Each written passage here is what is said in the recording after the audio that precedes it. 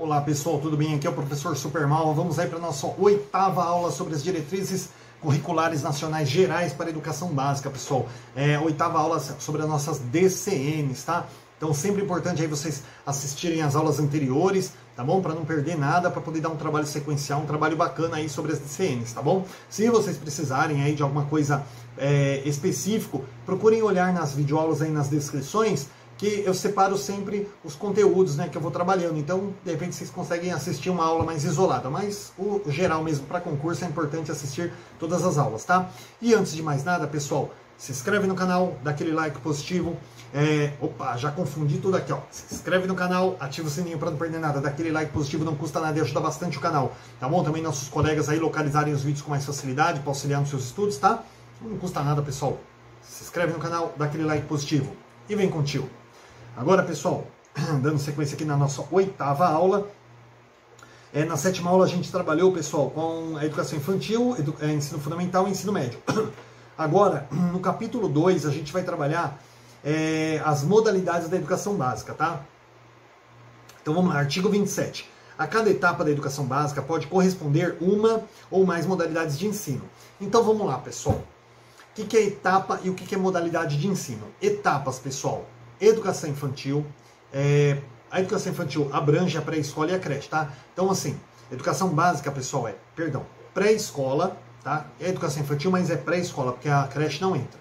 Então, o que são etapas, pessoal? Creche, pré-escola, ensino fundamental, ensino médio, tá? Tudo isso aí são etapas. Tá? Agora, modalidade. O que é modalidade? Ensino presencial, ensino à distância, educação especial, educação de jovens e adultos. Tá? Isso são modalidades do ensino. Tá? O regular ou, no caso, o jovens e adultos.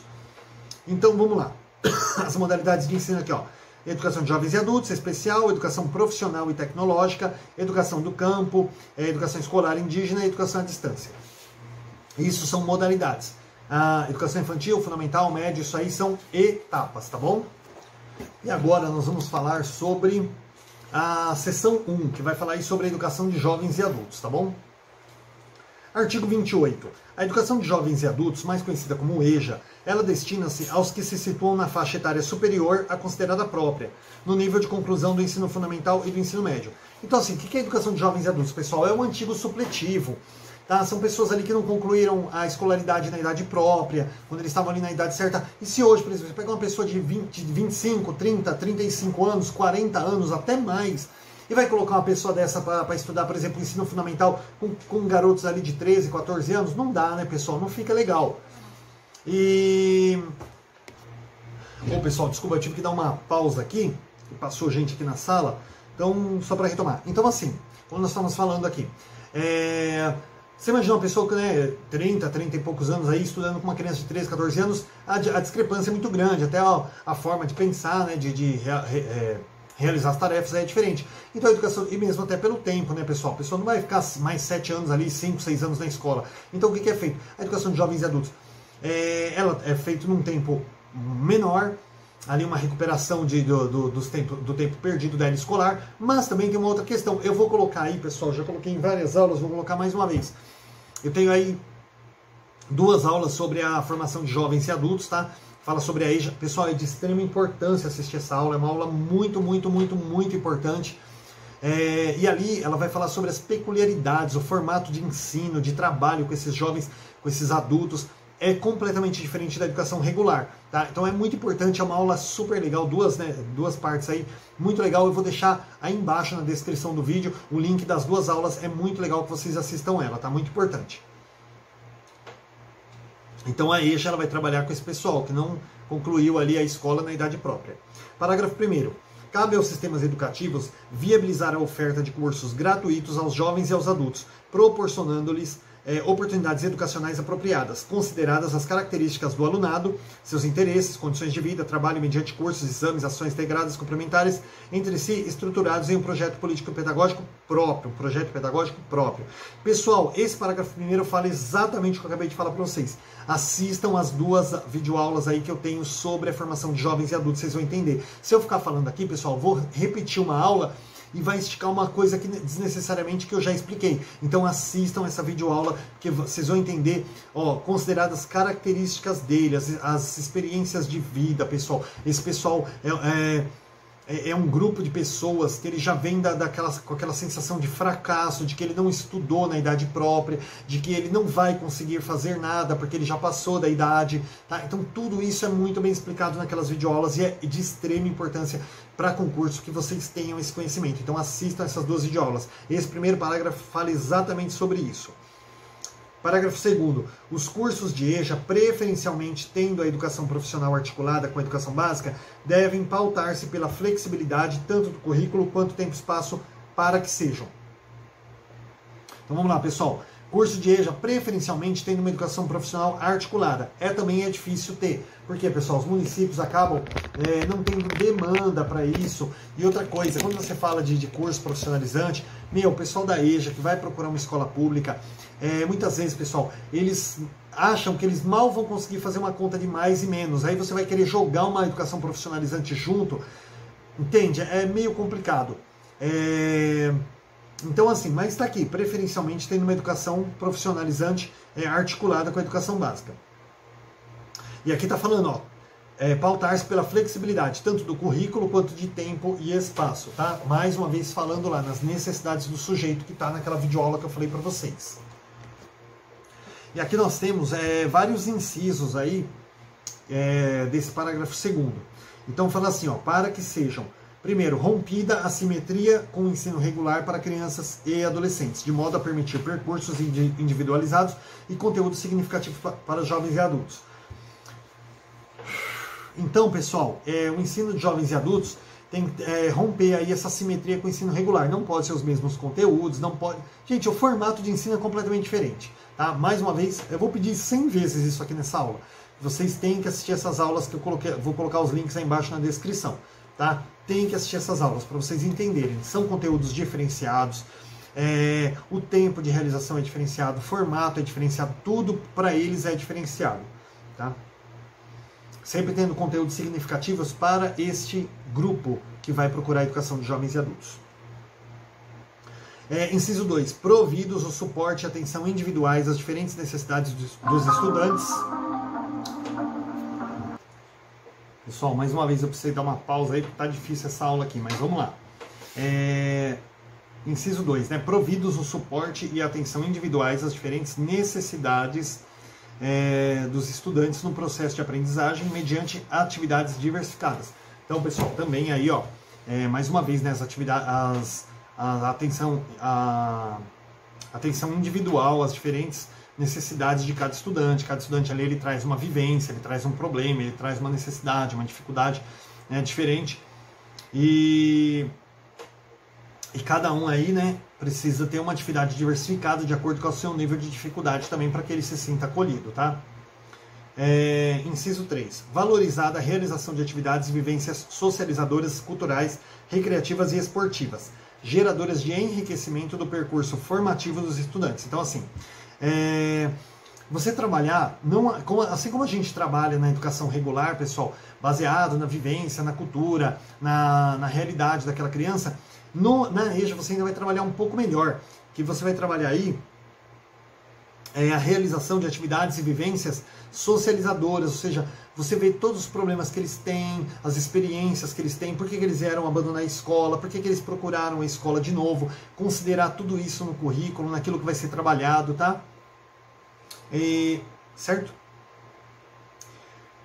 Inciso 4. Desenvolvida a agregação de competências para o trabalho. 5. Promovida a motivação e orientação permanente dos estudantes, visando maior participação nas aulas e seu melhor aproveitamento e desempenho. Então, o inciso 4 ele vai falar sobre agregação de competências para o trabalho, ou seja, a gente procurar trabalhar aí conteúdos significativos que possa auxiliar eles no mundo do trabalho, no mercado de trabalho. E o inciso 5º, ele vai falar assim sobre a gente promover aí a motivação desses alunos, sempre mostrar para eles que eles estão conseguindo, que eles estão evoluindo. Pessoal, é de extrema importância que vocês assistam essas aulas, pessoal, para vocês entenderem. Porque eu falando aqui, eu estou falando sobre uma coisa das quais vocês talvez não tenham tido contato ainda. Aquelas 2 aulas vão facilitar demais o entendimento de tudo isso aqui que eu estou falando, tá? Você sempre está motivando eles ali, mostrando para eles que eles vão conseguir, realmente, tá? Porque eles realmente têm uma autoestima muito baixa. E orientar eles constantemente, ali, permanentemente, para que eles caminhem para o lugar certo, para que eles possam cada vez melhorar no seu processo de ensino-aprendizagem. Visando sempre a maior participação nas aulas, tá? Que eles não fiquem acuados num canto ouvindo o professor, mas que eles possam participar da aula, dar a opinião deles também. E o seu melhor aproveitamento também e desempenho. E o inciso 6º, ele fala sobre realizada sistematicamente a formação continuada destinada especificamente aos educadores de jovens e adultos. Então, assim, pessoal, ter o professor de jovens e adultos uma formação continuada, pessoal, destinada especificamente para os professores de educação de jovens e adultos, que também vocês vão ver na aula, pessoal, que os educadores de jovens e adultos, eles são diferenciados, eles têm que ter uma formação especializada e eles também sofrem muito preconceito, assim como os alunos da educação de jovens e adultos, os professores que dão aula para os jovens e adultos também sofrem muito preconceitos, são tidos ali como professores que não são tão bons quanto os professores regulares. Então, essas 2 aulas aí que eu estou falando para vocês, elas vão auxiliar vocês demais, vocês vão ter uma compreensão muito melhor sobre o que é o mundo da EJA, o universo da educação de jovens e adultos, tá bom? Vamos passar aqui agora, pessoal, para a seção 2, que fala sobre a educação especial. Artigo 29. A educação especial, como modalidade transversal a todos os níveis, etapas e modalidades de ensino, ela é parte integrante da educação regular, devendo ser prevista no projeto político-pedagógico da unidade escolar. Então, em primeiro lugar aqui, pessoal, no caput do artigo 29, a educação especial ela é uma modalidade transversal. Por quê?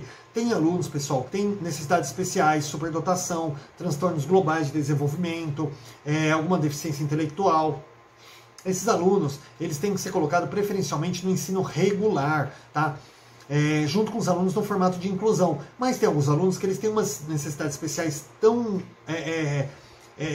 como que eu posso falar? Tão individuais, que eles acabam não conseguindo se encaixar no ensino regular. Então eles têm que ter aquela educação especial, numa sala separada ali, com o professor que tem uma formação mais voltada para aquilo, tá? Então esses alunos, eles vão receber ali uma educação à parte. Tá? Agora, tem os alunos da sala regular também que entram como inclusão, que eles também vão ter ali a questão do atendimento educacional especializado, que é o AEE. Tá? Eu não vou colocar o link na descrição, porque senão vocês vão se sentir na obrigação de assistir. E assim, é outra aula aí que vai explicar um pouco melhor essa questão do AEE. Inclusive no parágrafo 1º aqui a gente vai falar um pouquinho. Eu acho que eu vou acabar tendo que colocar no link da descrição aí. O link na descrição. Então aqui no parágrafo 1º a gente vai falar sobre o AEE, talvez aí tenha a necessidade, né, de vocês entenderem o que é o atendimento educacional especializado. Mas aqui no parágrafo 1º a gente vai falar que é uma modalidade transversal. Por quê? Porque ela perpassa todos os níveis. Tá? Quando você fala de educação especial, independente do nível, da etapa de escolaridade, ela é uma modalidade que ela pode ser inserida ali de acordo com a necessidade, com a demanda. Tá? E ela tem que estar prevista no projeto político-pedagógico da unidade escolar. Parágrafo 1º. Os sistemas de ensino, eles devem matricular os estudantes com deficiência, transtornos globais de desenvolvimento, alta habilidade ou superdotação nas classes comuns de ensino regular e no atendimento educacional especializado. Complementar ou suplementar a escolarização, ofertado em salas de recursos multifuncionais ou em centros de AEE, da rede pública, instituições comunitárias, confessionais, filantrópicas, sem fins lucrativos. Pessoal, esse parágrafo 1º aqui, ele fala exatamente do que eu falei. É legal vocês assistirem a aula do AEE, vou deixar aí na descrição para que vocês entendam um pouquinho. Bom, então eu vou deixar a aula sobre o AEE aí também. E o AEE, pessoal, ele vai trabalhar de que forma, né? A gente falando aqui sobre a educação especial como tema transversal, o AEE, ele é um atendimento educacional especializado que ele está ali para complementar ou suplementar. Complementar, pessoal, quando a educação é regular, ele vai andar junto com a educação regular. Então o aluno está lá na sala regular e ele vai ter o atendimento educacional especializado fora do seu horário escolar para que ele possa ali uma, duas, três vezes por semana, de acordo com a necessidade da criança, ter esse atendimento especializado, com uma sala. Gente, vocês vão ver isso na aula sobre o AE, tá? É uma sala equipada com equipamentos próprios ali para cada caso específico. E a criança, o atendimento educacional especializado, ele vai complementar, ou seja, completar alguma coisa que está faltando para o rendimento daquela criança na sala de aula, ou suplementar, ou seja, aquela criança está indo bem, mas o atendimento educacional pode ajudá-la ainda mais, tá? Agora, quando a criança já está na sala especial, aí você não vai ter o AEE. Por quê? Porque a sala especial já vai trabalhar essa questão do AEE, tá bom? O AEE é só para quando a criança está matriculada como inclusão na sala regular. Tá? Agora, o AEE é um atendimento educacional especializado, ou seja, ele não é para um reforço, tá? Não é para crianças regulares, ele é para criança com transtorno global de desenvolvimento, altas habilidades, superdotação ou deficiência intelectual, tá bom, pessoal? Então não é para crianças regulares ali, como funcionar no formato de reforço. Parágrafo 2º. Os sistemas e as escolas devem criar condições para que o professor da classe comum possa explorar as potencialidades de todos os estudantes, adotando uma pedagogia dialógica, interativa, interdisciplinar e inclusiva. Na interface, o professor do AE deve identificar habilidades e necessidades dos estudantes, organizar e orientar sobre os serviços e recursos pedagógicos e de acessibilidade para a participação de aprendizagem dos estudantes. Então, pessoal, o sistema comum ali, regular, o professor no dia a dia, na sala de aula, ele vai ver as potencialidades de cada aluno, procurar trabalhar, potencialidades e limites, certo? Agora, o AE, esse segundo parágrafo, ele fala sobre o quê? Que vai identificar as necessidades especiais, as habilidades e necessidades especiais de cada estudante. Tá? Então, ele vai focar somente nos estudantes ali, que o professor regular apontar e falar, olha, esse estudante, ele tem um laudo, ele tem uma necessidade a mais, ele tem uma superdotação. Então, o professor do AE vai focar somente nas necessidades especiais ou nas habilidades que aquela criança tem, certo? Parágrafo 3º. Na organização desta modalidade, os sistemas de ensino eles devem observar as seguintes orientações fundamentais. Vamos lá. O pleno acesso e a efetiva participação dos estudantes no ensino regular. Então, pessoal, o aluno com superdotação, com altas habilidades ou necessidades especiais, ele tem que ser matriculado preferencialmente em rede regular de ensino. Caso tenha um caso assim que seja uma coisa mais grave, que a criança não consiga ter socialização, que ela não consiga ter uma compreensão, que seja impossível ela progredir no ensino regular, ainda que levando em consideração as necessidades dela, ela não consiga realmente ter qualquer progresso na rede regular e possa inclusive colocar em risco ali a segurança das outras crianças, por um caso um sistema nervoso, a criança se bate e tal, ela pode se machucar, pode machucar uma criança outra ali que esteja em interação com ela. Então, nesse caso, ela vai ser encaminhada mediante a comprovação, vai passar com os psicólogos do seu sistema de ensino, aí ela vai ser colocada na sala especial, tá? Mas preferencialmente tem que ser matriculado na rede regular de ensino. Segundo, a oferta do atendimento educacional especializado. Criança que tem necessidades especiais, matriculada na rede regular de ensino, ela tem que ter o acesso aí ao atendimento educacional especializado. Lembrando, cada criança tem a sua particularidade, então tem criança que vai passar uma vez por mês, tem criança que vai passar duas vezes por mês, outra que vai passar semanalmente, outra que vai passar 2 vezes por semana, outra que vai passar 3 vezes por semana, de acordo com a necessidade da criança. Não adianta o pai e a mãe ir lá brigar e falar, mas aquele ali vem 3 vezes por semana, o meu só vem 1 mês. É de acordo com a necessidade da criança, certo? E também, pessoal, das condições de atendimento da escola, tá? Sempre tendo como princípio ali a equidade, não a igualdade. Olha, cada aluno tem direito a 3 vezes por semana. Não, pessoal. Tem criança que não tem a necessidade, então você vai atender ele com uma periodicidade menor. Tem criança que tem uma necessidade maior, tá? Então tem aqueles pais que pior do que você ter que trabalhar com a criança, você tem que orientar os pais e mostrar para ele que não é que o outro pai é melhor do que ele, a outra criança é melhor do que a criança dele, mas a necessidade da outra criança, a equidade, tá? Trabalhar com condições iguais, não com tempos iguais. Ah, meu filho tem direito ao mesmo número de acessos. Não, garantia de mesmo atendimento. A criança ela tem uma necessidade menor, ela vai ter um atendimento ali garantindo aquilo, a outra tem uma necessidade maior, tá? Gente, é difícil o nosso trabalho, viu? Não pensem que é fácil. Vocês estão estudando aí, se formando, não é fácil não, tá? Você tem que trabalhar com filhos e com pais. Terceiro, a formação de professores para o AEE e para o desenvolvimento de práticas educacionais inclusivas. Pessoal, também está lá na aula do AEE, eu não vou me estender aqui porque senão a gente foge da temática. Professor para trabalhar no AEE não é assim, eu quero porque eu acho lindo. Não, ele tem que ter uma formação especializada, ele também tem que ter um formato ali, um perfil próprio para trabalhar, tá? Não é assim, mas eu sou professor, eu sou formado, eu tenho direito. Tem que ter um perfil, pessoal. Às vezes você vê ali que é uma pessoa, um professor muito agitado, que nem eu, né? Que vocês veem que eu falo, eu uso a boca, a língua, os olhos e as 2 mãos e os 10 dedos da mão aqui, né? Então assim, você pega um professor muito agitado, às vezes você vê assim, ele é legal, ele tem um trabalho muito bacana com o ensino infantil, com o ensino fundamental, com a creche, mas se você, por exemplo, trabalhar ele com a AE, tem que ser um professor mais calmo, que passa tranquilidade. Você pega um cara que nem eu, agitadão aqui, vai deixar a criança mais nervosa lá, né? Então tem que ter esse perfil próprio também, ele é analisado, ele vai passar ali os psicólogos do seu sistema de ensino próprio ali, da rede municipal, estadual, federal, se tiver, né? Também, inclusive, isso nas redes aí que atendam a rede municipal, mas que seja uma conveniada, né? Uma rede particular. Isso aí, pessoal, tem que ser passado, tem que ver o perfil do professor também, se ele tem condições de atender, tá bom? Senão, ao invés de ajudar a criança, acaba atrapalhando. Não é um diploma de pedagogia que vai habilitar um professor para trabalhar no AE, tá? Por isso que tem aqui a formação do professor para AE, né, e o desenvolvimento dele ali para as práticas educacionais inclusivas.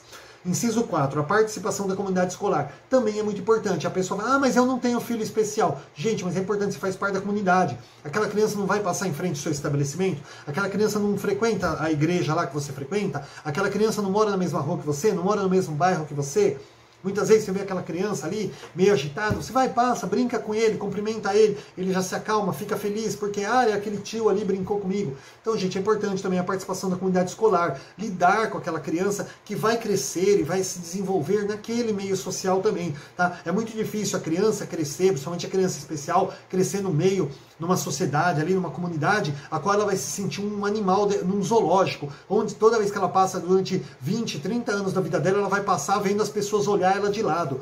Então é legal, a comunidade escolar tem que saber, tem que aprender a lidar com aquela criança, ele vai crescer, vai virar um homem, vai virar uma mulher adulta com necessidades especiais. Então é interessante você conhecer, para que você não fique olhando a família com dó, olhando aquela criança com dó ou com desprezo, né, cada vez que ela passa, porque ela tem uma necessidade. Não, pessoal, aprender a lidar com ela, complementar, você vê que ela tá com a cara feia ali, você já vai saber ali, ixi, hoje eu não vou mexer com ele, porque hoje ele não tá muito legal, né? Então é muito legal realmente essa participação aí da comunidade escolar também, para aprender a lidar e aprender também o ser humano, pessoal, com uma superdotação, com uma necessidade especial, também é um ser humano e que a interação social das pessoas, a compreensão das pessoas, a colaboração de todos ali ajuda muito no desenvolvimento dessa pessoa também. Inciso 5, pessoal, inciso 5 aqui. Acessibilidade arquitetônica nas comunicações e informações, nos mobiliários e equipamentos, nos transportes também. Acessibilidade arquitetônica, pessoal. A escola, ela tem que estar adaptada para receber essas crianças, uma cadeira de roda, às vezes até uma maca, pessoal. Pode ser uma criança ali que ela não fica sentada, ela só fica deitada. Então tem uma maca especial ali, um bercinho adaptado ali, uma cama adaptada, para aquela criança também ter a aula dela, ela tem o direito de ir para a escola. Agora, porque a criança não... Inclusive, passou há pouco tempo aí, alguns meses, acho que foi no final do ano passado, aí, de 2019, uma moça que estava na universidade, que ela tem assim, um defeito físico muito grande, e que ela só fica deitada. E que na universidade os próprios colegas do curso dela desenvolveram... Gente, olha, eu até me emociono, ficou muito bonita aquela matéria. Passou aí na Rede Globo, acho que no Fantástico, ou no Record Espetacular, no domingo à noite. Os próprios colegas da sala dela da universidade desenvolveram ali uma cama, toda feita com acrílico e tal, em que ela pudesse, através da cama, ter acesso ao computador, ao tablet, sabe assim, tudo... de uma forma, pessoal, que ela, dentro das condições dela, tivesse um acesso muito fácil para assistir às aulas, para realizar as atividades. Gente, então foi uma coisa muito bacana. Então vocês veem, numa universidade, imagine numa escola, né? Então tem que ter ali toda uma acessibilidade de sanitários, no refeitório, tudo isso para receber a criança também ali com as dificuldades, com as necessidades especiais. E também nas comunicações, informações, né, pessoal? Não é simplesmente o professor focar nas crianças ali regulares e esquecer aquele especial. Muitas vezes ele necessita que o professor fale com a boca na direção dele para que ele tenha uma compreensão melhor. Às vezes tem um problema auditivo, um problema até visual, né? É importante ali. E também nos mobiliários e equipamentos que eu falei, né, pessoal? Aqui também, sempre adaptado ali nos transportes. Nós temos aqui hoje na Prefeitura de Guarulhos, na rede estadual de São Paulo também, os transportes adaptados para essas crianças, as cadeiras, porque muitas vezes a criança, pessoal, ela não pode ser locomovida da cadeira dela para aquela cadeirinha, aquele banco, às vezes, do transporte escolar, que muitas vezes nem cinto de segurança tem. Então, muitas vezes, tem que ter o transporte ali, adaptado ali para aquela criança, para aquela necessidade também, tá bom? E sexto, pessoal, para finalizar aqui, nós vamos finalizar essa aula agora, está com 25 minutos, já não dá para entrar no outro tema. Então, ó, articulação das políticas públicas intersetoriais. Gente, isso aqui é um tema que, olha, é só virando o nosso país do avesso, viu, gente? Infelizmente, jogando uma água sanitária em todo mundo aí nas políticas públicas e fazendo tudo do zero aí para poder realmente aí a gente garantir que funcione. A articulação das políticas públicas intersetoriais, pessoal. Garantir aí que as políticas públicas aí também se voltem para esses jovens, para essas crianças. Ah, nossa, então eles são os coitadinhos, nós temos que fazer tudo para que eles vivam bem. Pessoal, olha só, você queria estar na condição de uma criança especial, de um jovem com necessidades especiais? Você ir num banheiro e muitas vezes não ter condições, aí você com 18, 20 anos, muitas vezes você não ter condições de se limpar sozinho num banheiro e ter a necessidade sempre de um outro adulto com você? Você queria passar por uma situação dessa? Então nós temos sim uma obrigação moral de atender da melhor forma essas crianças, esses jovens, esses adultos que muitos têm a contribuir. Gente, no Brasil, eu honestamente eu não lembro aí de um exemplo que eu possa dar, embora... eu lembro sim, né? Eu cheguei a trabalhar com uma pessoa, um professor ou uma professora da rede aqui da minha cidade, que também, pessoal, é um deficiente físico, que tem suas limitações, mal mexe os dois braços, mas se formou não em um, mas em 2 cursos universitários, é um professor da rede pública, é um verdadeiro guerreiro aqui da rede pública da minha cidade, pessoal, e aí mal se mexe, né? Depende de outras pessoas para auxiliá-lo, para auxiliá-la nas suas necessidades, até mesmo para se alimentar. Mas, pessoal, se formou em 2 faculdades, é um professor da rede pública, um educador, um gigante, pessoal, né? Então tenho sim esse exemplo maravilhoso aí para dar. E também tem aquele exemplo, pessoal, né, internacional, que faleceu aí recentemente, que é o Stephen Hawking.